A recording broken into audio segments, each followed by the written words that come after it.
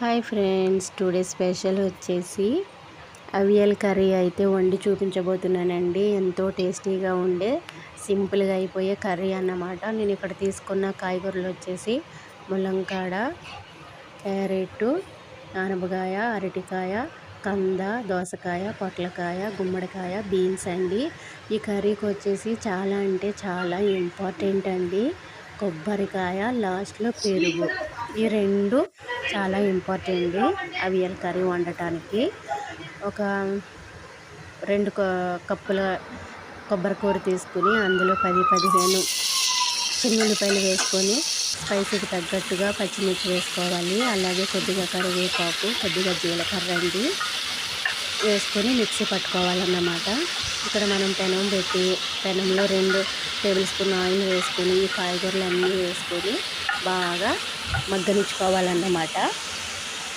ఇక్కడ మగ్గనిచ్చుకుందామండి. ఈ మగ్గే లోపల మనము ఇందాకని రెడీ చేసి పెట్టుకున్న మిక్సీ వేసుకుని ఇలాగా మిక్సీ పట్టుకోవాలన్నమాట. చూసారా, ఇలా బరకగా మిక్సీ పట్టుకోవాలి.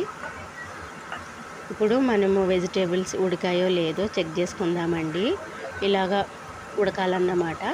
ఇలా ఉడికిన దాంట్లో మనము మిక్స్ చేసి పట్టుకున్న కోకోనట్ వేసేసుకొని ఈ కోకోనట్ పచ్చివాసన అంటే ఉల్లిపాయలు, పచ్చిమిర్చి, కరివేపాకు, జీలకర్ర వేసాము కదండి పచ్చిగాను.